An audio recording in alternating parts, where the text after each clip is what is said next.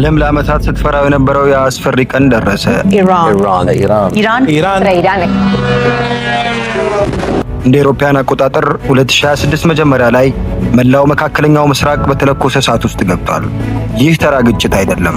የዓለምን የኢኮኖሚ የደም ስር የሚበጣጥስ የሀያላን ሀገራትን የወደፊት ዕጣ ፈንታ የሚወስን ታሪካዊ ክስተት እንጂ። አሜሪካና እስራኤል በኢራን ላይ የከፈቱት መጠነ ሰፊ ጥቃትና የከፍተኛው መሪ አያቶላ አሊ ካሚኒ መገደል ቀጠናውን ወደማይመለስበት የጥፋት መንገድ መርቶታል። ዛሬ በዚህ ቪዲዮ ይህ ጦርነት እንዴት እንደተቀሰቀሰ፣ ኢራን ዓለምን የምታስጨንቅበትን የመጨረሻ ካርታ እንዴት እየተጠቀመች እንደሆነና የእያንዳንዳችን ኑሮ ላይ የሚኖረውን ተጽዕኖ በዝርዝር እንመለከታለን።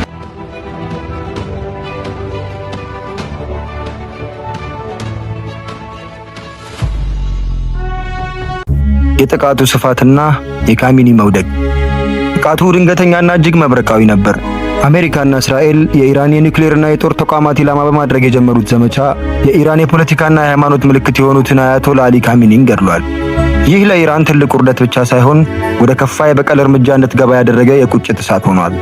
ኢራን በስፋቷ ከፈረንሳይ፣ ጀርመንና ስፔን ተደምረው ትበልጣለች። 90 ሚሊዮን ሕዝብ ያላት ይቺ ሀገር ለዘመናት የገነባችው የሚሳኤልና የድሮን ክምችት አሁን ወደ እስራኤልና በአካባቢው ወደሚገኙ የአሜሪካ ጦር ሰፈሮች እየተተኮሰ ነው። ነገር ግን የኢራን በቀል በጦር ሜዳ ብቻ አላበቃም።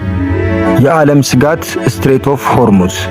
ኢራን በዓለም ላይ ካሉ ታላላቅ የጦር ኃይሎች ጋር ፊት ለፊት መግጠም እንደማትችል ታውቃለች። ስለዚህ የያዘችውን ትልቁን ትራምፕ ካርድ መዘዘችው፣ ስትሬት ኦፍ ሆርሙዝ። ይህቺ 39 ኪሎ ሜትር ብቻ ስፋት ያላት ጠባብ የባህር መስመር የዓለምን 20 በመቶ የነዳጅና የጋዝ ዝውውር የምታስተናግድ ናት። ኢራን ይህን መስመር በመዝጋቷ የዓለም የነዳጅ ዋጋ በአንድ ጀንበር ሰማይ ነክቷል። ከዚህም በላይ ለግብርና ምርት ወሳኝ የሆነው ዩሪያ ማዳበሪያ ዝውውር መቆሙ ዓለም አቀፍ የረሃብ ስጋት ደቅኗል። ኢራን ለራሷ የሚኖረውን የኢኮኖሚ ኪሳራ ወደ ጎን በመተው እኔ ከሞትኩ ሰርዶ አይብቀል በሚል መርህ ዓለምን አብራ ለማንደድ ወስናለች። የቀጠናው መናጋት። ጦርነቱ በኢራን ድንበር ላይ ብቻ አልቆመም። የኢራን የመቋቋም መስመር አክሲስ ኦፍ ሬዚስታንስ የሚባሉት ቡድኖች ስራቸውን ጀምረዋል።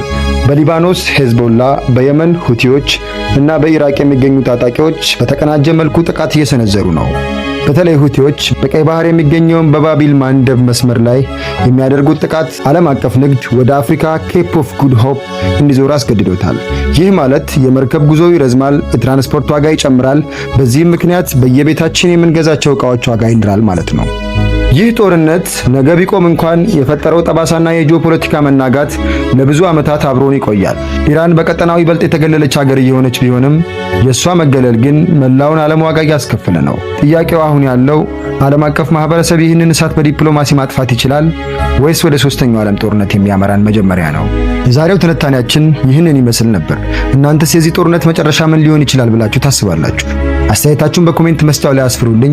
ቪዲዮውን ከወደዳችሁት ላይክ እና ሼር ማድረጋችሁን አትርሱ። ዋሊያ ኒውስን ሰብስክራይብ በማድረግ ወቅቱን የጠበቀ ዜና በፍጥነትና በጥራት እንዲደርሳችሁ አድርጉ የዘወትር መልእክታችን ነው። በሚቀጥለው ቪዲዮ እስከምንገናኝ ሰላም ሁኑ።